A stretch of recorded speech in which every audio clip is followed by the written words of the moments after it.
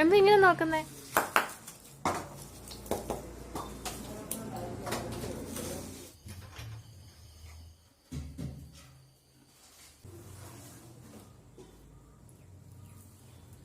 Hello. വലിയ സംഭവങ്ങളൊന്നുമില്ല. ഒരു സാധാരണ വീട്, സാധാരണ ജീവിതം. പക്ഷേ മനസ്സ് നിറയ്ക്കുന്ന കുറച്ച് നിമിഷങ്ങളുമായിട്ട് ഇന്ന് രേഷ്മാസ് ഡയറി നിങ്ങളിലേക്ക് വന്നിരിക്കുകയാണ് കേട്ടോ. അപ്പോൾ രാവിലത്തെ കാഴ്ചയാണ് നിങ്ങൾ കാണുന്നത്. രാവിലെ തന്നെ അടുപ്പൊക്കെ കത്തിച്ചിട്ട് ചോറിനുള്ള വെള്ളം വെച്ചിട്ടുണ്ട് കേട്ടോ. അപ്പം നമുക്ക് പിന്നെ ബാക്കിയുള്ള പരിപാടീസൊക്കെ പെതുക്കെ പെതുക്കെ തുടങ്ങാമെന്ന് കരുതി. പാർത്തമ്മോൻ എണീറ്റിട്ടുണ്ട്. അവനവിടെ ഇരുന്ന് പഠിക്കുന്നുണ്ട്. പിന്നെ ഞാൻ അടുക്കളയിലേക്ക് കയറിയതാണ്. നമുക്കിന്ന് രാവിലെ അപ്പമാണ് കേട്ടോ. അപ്പോൾ അപ്പത്തിനുള്ള മാവ്, ഇന്നത്തെ എൻ്റെ അപ്പം വളരെ കുളമായിപ്പോയി. കാരണം എനിക്ക് എന്തോ അപ്പത്തിൻ്റെ മാവ് പൊങ്ങിയില്ലായിരുന്നു. അപ്പോൾ അതുകൊണ്ട് തന്നെ അപ്പം വലുതായിട്ട് അങ്ങോട്ട് നല്ല സോഫ്റ്റ് ആയില്ല. പക്ഷേ കഴിക്കാൻ നല്ല ടേസ്റ്റ് ഉണ്ടായിരുന്നു കേട്ടോ. അപ്പോൾ അങ്ങനെ അപ്പമാണ്. അപ്പം നമ്മൾ അപ്പത്തിന് വേണ്ടിയുള്ള തയ്യാറെടുപ്പാണ്. അധികമായിട്ട് അങ്ങനെ ഡീറ്റെയിൽ ആയിട്ട് ഞാൻ അങ്ങനെ എടുത്തിട്ടില്ല. പിന്നെ രാവിലെ നമുക്ക് അപ്പവും മുട്ടക്കറിയായിരുന്നു കേട്ടോ. പാചകങ്ങളൊന്നും ഞാൻ അധികം അങ്ങനെ തോനെ എടുത്തിട്ടില്ല. അതുകൊണ്ട് നമുക്ക് പെട്ടെന്ന് കാര്യങ്ങൾ തീർക്കാമല്ലോ. വലിച്ചു നീട്ടിക്കൊണ്ട് പോകേണ്ട കാര്യമില്ലല്ലോ. പിന്നെ ഇതാ അപ്പമായിട്ടുണ്ട്. നമുക്ക് മീൻകറി ഉണ്ടായിരുന്നു കേട്ടോ. മീൻകറിയാണ് അടുപ്പിലിരുന്നാവുന്നത്. നമ്മുടെ ചോറ് വെന്തിട്ടുണ്ട്.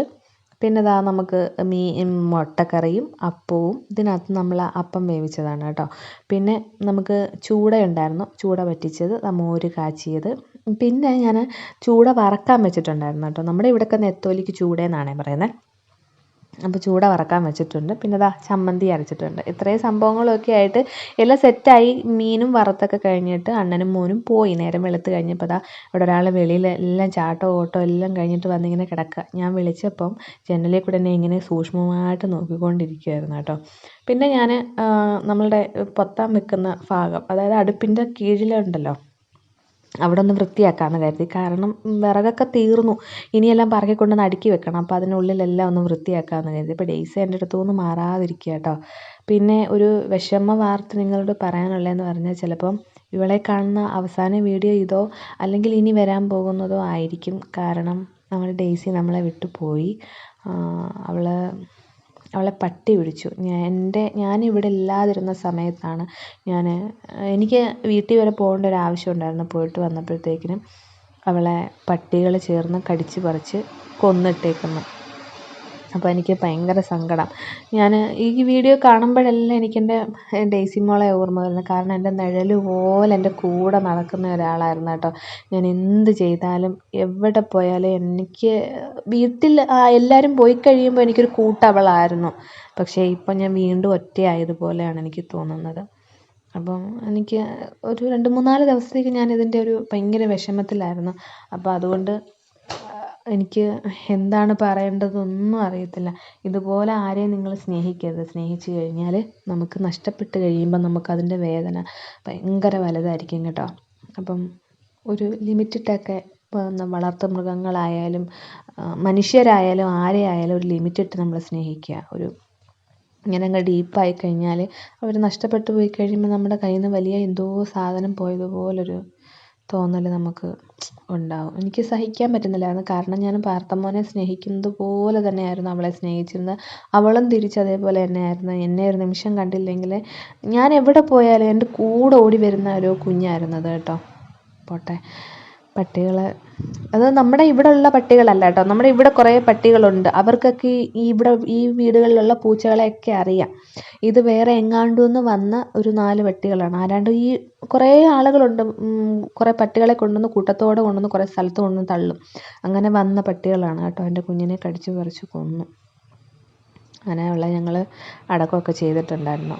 പിന്നെ ഇതാ നമുക്കിവിടെ എല്ലാം വൃത്തിയാക്കി കഴിഞ്ഞാൽ അണ്ണനിവിടെ ജോലിയില്ലാതെ വീട്ടിൽ നിൽക്കുന്ന സമയത്തെ വിറകൊക്കെ പറക്കി ഇന്നത് വെക്കാൻ പറ്റത്തുള്ളൂ. കാരണം അപ്പുറത്തിരിക്കുന്ന വിറക് മൊത്തം വലിയ വലിയ കഷ്ണങ്ങളാണ്. അതെല്ലാം പൊട്ടിച്ച് ചെറിയ ചെറിയ പീസാക്കിയെങ്കിലേ ഇതിൻ്റെ ഉള്ളിലോട്ട് കയറ്റാൻ പറ്റത്തുള്ളൂ. ആൾ വരുമ്പോഴത്തേക്കിനും എല്ലാം ഒന്ന് വൃത്തിയാക്കി വെക്കാം എന്ന് കരുതി അവിടെ എല്ലാം ഒന്ന് വൃത്തിയാക്കിയതാ. പിന്നെ അതിൻ്റെ കീഴിലുണ്ടെന്ന് പറഞ്ഞാൽ കുറേ ചിരട്ടയും ഒരു ചൂട്ടും ഏതാണ്ട് എൻ്റെ പൊന്ന് നോക്കുന്നെന്നെ മുകളിലോട്ട്. പിന്നെ അത് കഴിഞ്ഞപ്പോഴും ഒരു പായസം വെക്കണമെന്നും പറഞ്ഞ് തയ്യാറായിട്ട് ഒരാൾ നിൽക്കുമായിരുന്നു. അങ്ങനെ അടയിരിപ്പുണ്ടായിരുന്നു. പായസം വെക്കാം എന്ന് കരുതി. പിന്നെ ഇതെന്ന് പറഞ്ഞാൽ നമ്മൾ തൊട്ട് പഠിക്കുകയില്ലേ വീട്ടിലെ അവിടുത്തെ നമ്മുടെ ആദി, എൻ്റെ പഴയ വീടിക്കകത്തൊക്കെ ഉണ്ട് ആദി.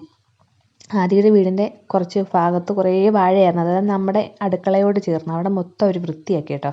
അപ്പം വൃത്തിയാക്കിക്കൊണ്ട് നിന്നപ്പോഴാണ് ഞങ്ങളിവിടെ പായസം വെക്കാനായിട്ട് ഒരുങ്ങിയത്. പിന്നെ കട്ടനും ഒക്കെ ഇട്ടു കുടിച്ചു. അതിനുശേഷം ഇങ്ങനെ പായസം ബ്രഹ്മസേലിയാണ് വെച്ചത് കേട്ടോ. ഒന്നും കൂടി ഞാനെടുത്ത് ചോദിക്കുകയാണ്, ഇത് ബ്രഹ്മസേലിയാണോ ബ്രഹ്മസേലിയാണോ? ഈ അടയുടെ കറക്റ്റ് പേര് എന്തുവാ പറയുന്നതെന്ന് വെച്ചാൽ നിങ്ങൾ അറിയാവുന്നവരൊന്ന് കമൻറ്റ് ചെയ്യണം. ഞാൻ ഇതിൻ്റെ ലോങ് അല്ല ഷോർട്ടിനകത്ത് ഞാൻ ഇത് കാര്യം തന്നെ ചോദിച്ചിട്ടുണ്ട്, പക്ഷേ ആരും പറഞ്ഞിട്ടില്ല കേട്ടോ. പിന്നെ നമ്മളിവിടെ നിന്നിട്ട് വീഡിയോ പിടിച്ചപ്പോൾ നമ്മളെ അറിയാവുന്ന ചേട്ടൻ തന്നെ നിന്ന് നോക്കിയതാട്ടോ. എന്നിട്ട് പിന്നെ പായസമൊക്കെ ഉണ്ടാക്കി. പിന്നെ അതിൻ്റെ ഇടയ്ക്കൂടെ കട്ടനും വെക്കുന്നുണ്ടായിരുന്നു. കട്ടൻ ഉണ്ടാക്കിയത് പാർത്ഥൻ മോനാട്ടോ. പായസം ഉണ്ടാക്കുന്നതിൻ്റെ ഡീറ്റെയിൽ ആയിട്ടുള്ള വീഡിയോ ഞാൻ ഷോർട്സിനകത്തിൽ ഇട്ടിട്ടുണ്ട്. പിന്നെ ഇൻസ്റ്റാഗ്രാമിലും പോസ്റ്റ് ചെയ്തിട്ടുണ്ട് കേട്ടോ.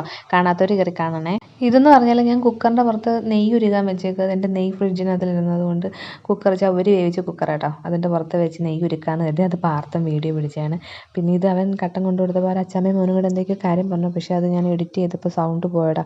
ഇനി തൊട്ട് നിങ്ങളെ കേൾപ്പിക്കാം കേട്ടോ. പിന്നെ ഈ പായസം നിങ്ങളത് എൻ്റെ ഷോർട്സ് കണ്ടിട്ട് അതേപോലെ തന്നെ തയ്യാറാക്കി നോക്കുക. സൂപ്പർ അടിപൊളി ടേസ്റ്റ് തന്നെയാണ് കേട്ടോ. തയ്യാറാക്കി നോക്കി അഭിപ്രായങ്ങളൊക്കെ കമൻറ്റ് ചെയ്യാൻ മറക്കല്ലേ. ഇത്രയും വിശേഷങ്ങൾ അടക്കിക്കൊണ്ട് തന്നെ എൻ്റെ ഇന്നത്തെ ഡയറി ഇവിടെ മടക്കുകയാണ് കേട്ടോ. അപ്പോൾ നമുക്ക് വീണ്ടും അടുത്ത ഡയറിയുമായിട്ട് കാണാം. അതുവരേക്കും എല്ലാവരോടും take care, bye bye, Tata and keep smiling.